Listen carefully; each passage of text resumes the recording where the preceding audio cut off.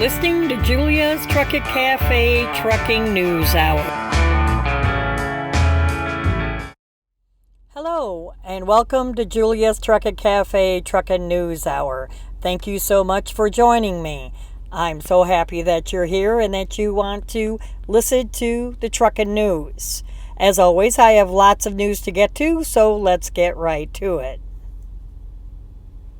Hello, everyone, and thank you for joining me on another episode of Julia's Trucking Cafe Trucking News Hour podcast. Boy, what a mouthful. Sorry for the glare of my glasses, but it's kind of dark here in the truck, so I get a lot of glare off my laptop. But what I wanted to stop in a moment and tell you is that the episodes are going to be a little bit shorter. I'm trying to do shorter episodes, maybe more often. Also, the Rookie Roundtable, sometimes I'm going to have an episode, sometimes not. You're just going to have to tune in and find out. When I think about something I want to talk about on the Rookie Roundtable, by the time I get the show together, then I end up forgetting what I wanted to say. So in the future, I'll have a bunch pre-recorded, and then all I have to do is select which one I want to put at the end of the video. So let's get to the news. Thank you so much for your patience and helping me get motivation to keep going with the show.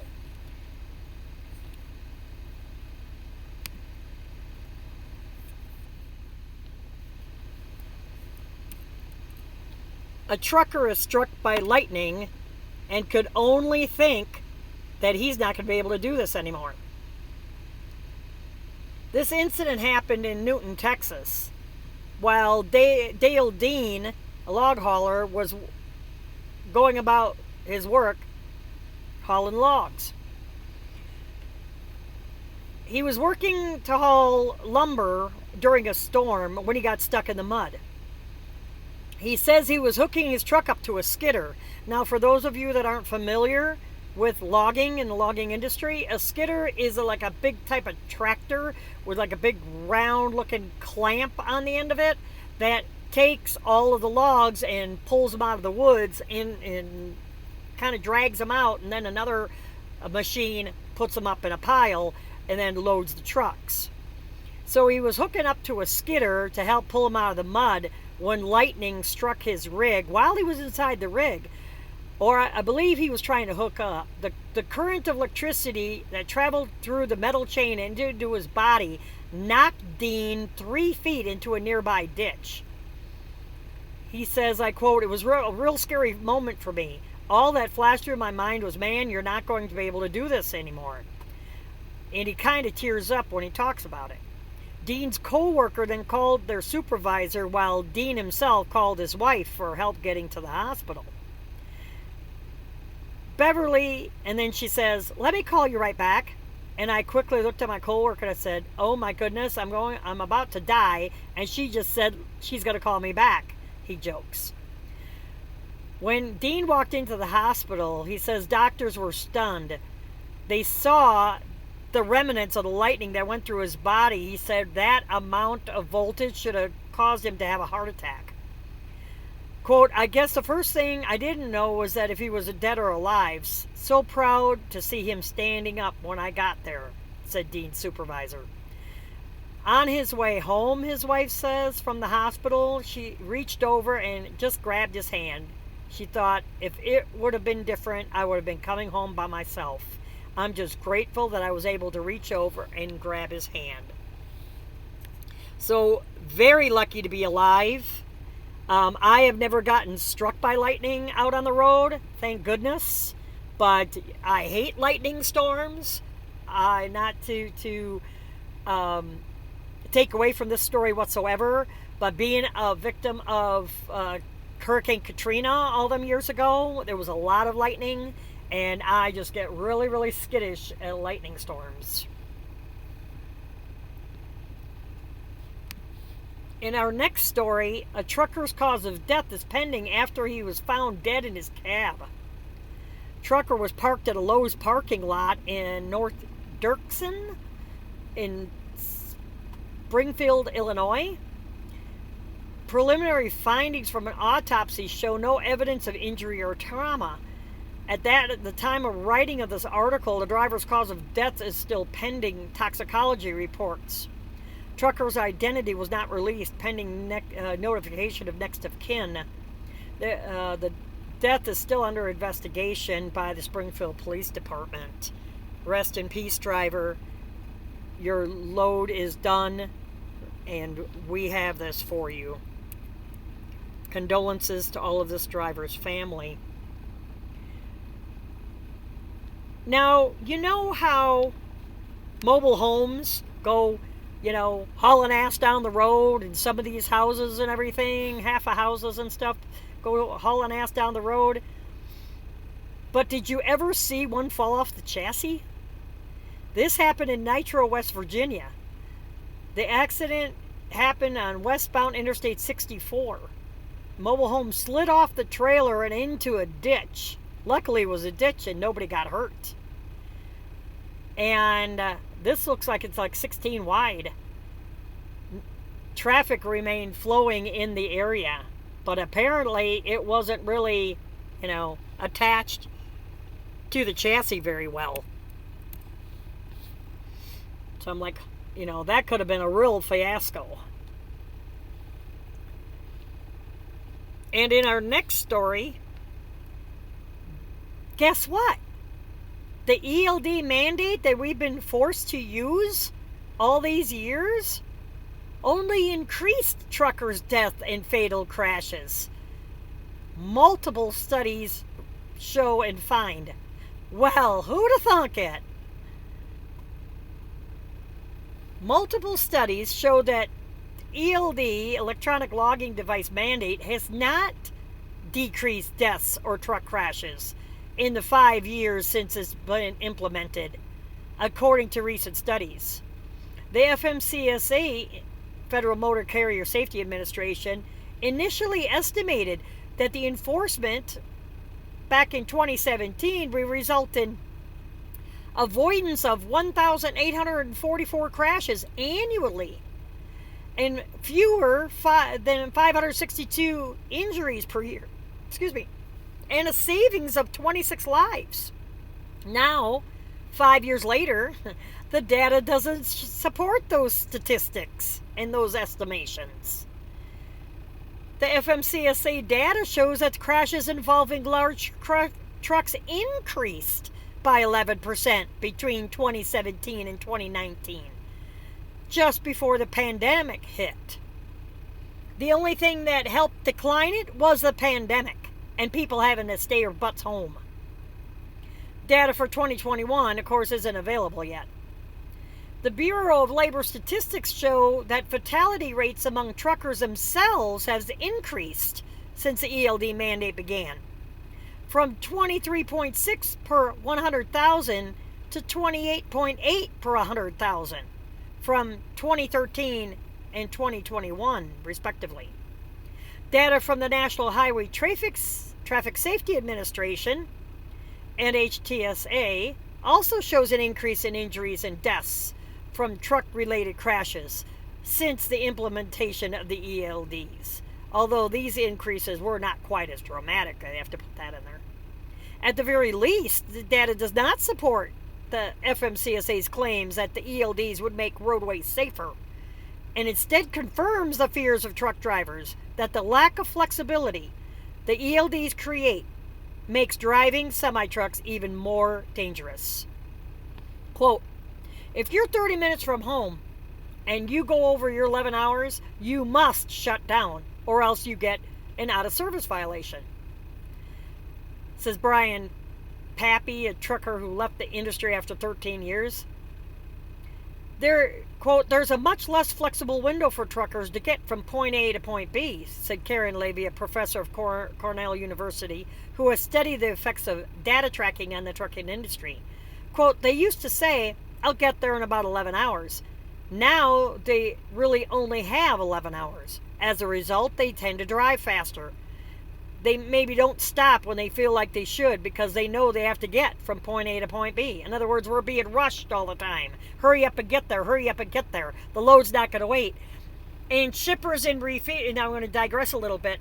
Now, shippers and receivers aren't as flexible on appointment times. If you're late, they only give you an hour. Walmart, and then they reschedule you like the following week. So it's not as flexible as it was. Back to the article. Levi goes on to agree with general consensus of truck drivers. The regulations do not address or change the actual underlying issues in the trucking industry. Quote, an ELD doesn't change the pay structure of trucking, which is just being paid by the mile, Levi says. So we police truckers harder, but we don't change the root causes of fatigue or the reasons why they're overworking, end quote. Quote, if you talk to truckers about why they got into this line of work, much of what is appealing to them about this job is that it's very independent and autonomous, Levi continues. It's not a job where you're compared to your coworkers or where there's someone looking over your shoulder, or at least that was the thinking. And nowadays, that's changed a lot. In November of 2022, CEO of OOIDA wrote an open letter to the FMCSA stating that, quote, there was never sufficient research indicating the mandate would improve highway safety, and the agency still lacks data demonstrating any positive safety results since its full implementation. Which gives good rise to our point where the ELD mandate should be outlawed. Just a woman's perspective. And up next, a trucker is hospitalized after a flying chunk of ice from another truck obliterated his windshield. This incident was reported around January 27th by Ontario police. Police say that a truck traveling on Highway 401 near Cortis Road was struck by an ice missile that came off of another truck, a chunk of ice. The flying ice shattered the windshield on the driver's side. Ontario police say that the truck driver suffered injuries that required hospitalization. They did not provide information on whether they located the truck that the ice came from or whether that truck driver would face charges. Yeah, for not cleaning off his vehicle.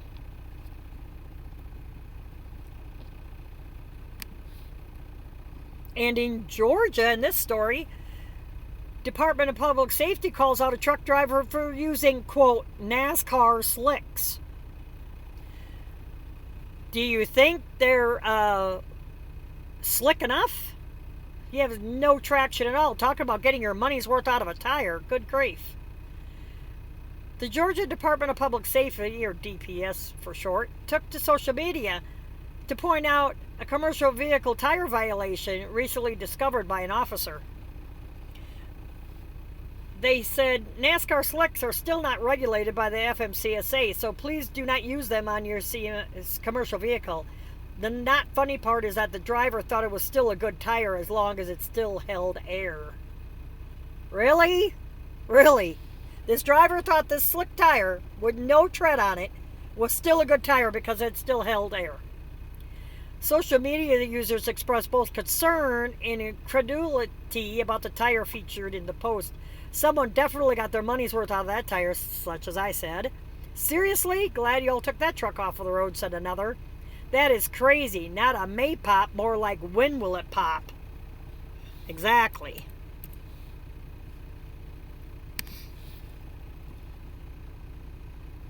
And in this story, a motorist semi-truck attempted pass. I'm sorry, let me back up. A motorist attempted pass a semi-truck ends in a fatal crash with another rig, a second rig.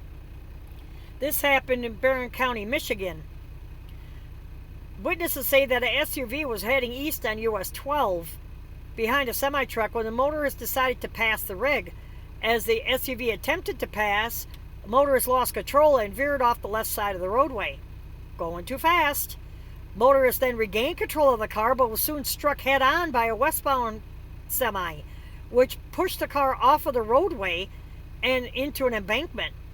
The semi-truck then rolled onto its side and came to a rest on top of the SUV. According to the local news, police arrived to find the rig on its side with the SUV underneath it. The motorist was pronounced dead at the scene. There you go. Sometimes the lead foot can lead you to killing yourself. The truck driver that laid over his rig was not hurt in the incident. Investigators say that the wet and slushy roads at the time of the crash likely contributed to the wreck. No further information was released.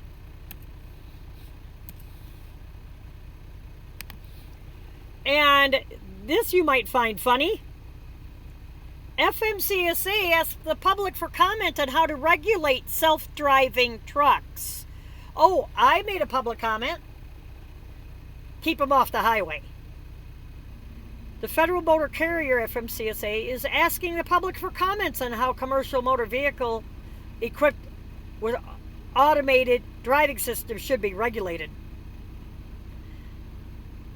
They issued a supplemental advance notice of proposed rulemaking, the SAN PRM, requesting input on how to establish a regulatory framework for ADS, automated driving systems, equipped commercial vehicles. The agency previously sought public comment on the regulation of automated driving system equipped trucks in May of 2019. So here's their spiel. Automated driving system equipped commercial vehicles have the potential to produce measurable safety benefits in crashes involving human error. Excuse me? ADS equipped commercial vehicles, however, present operational characteristics and challenges that may introduce new and complex safety risks that need to be monitored and may require FMCSA to modify existing and/or adopt new regulatory standards. ADS developers are actively engaged in the development, testing, and limited deployment of ADS systems in trucks, said the FMCSA. They are interested in only three major areas of focus regarding self-driving: whether motor carriers should be required to notify that they're operating without a human driver in the cab, how to regulate remote truck drivers, and how to handle pre-trip and roadside inspection requirements for ADS-equipped vehicles. So I suggest they get a droid to go out and act like they're doing a roadside inspection. I shouldn't really laugh at that. That might be coming. So this is a pretty long article here. I will leave a link to this on the website at juliastruckandcafe.com on the homepage, that if you would like to look at this article and read further exactly what, not going to bore you with all their details, are talking about, you could go ahead and read this article for yourself. So once again, thank you so much for continuing to listen to the show. I greatly appreciate it. And you all have a blessed day and keep the shiny side. I greatly appreciate each and every one of you who tune in to listen to me each week here on the cafe. If you wouldn't mind, please subscribe using the link below, or on CloudHub, please subscribe at the top of the page. I greatly appreciate each and every one of you tuning in. As I said, please, if you wouldn't mind, stop in if you're on Facebook and give us a like on Facebook. Also join our discussion group at Julia's Truck and Cafe Regulars. And if you wouldn't mind, subscribing to our newsletter at juliastruckandcafe.com/newsletter. So thank you so much for tuning in, and until next time.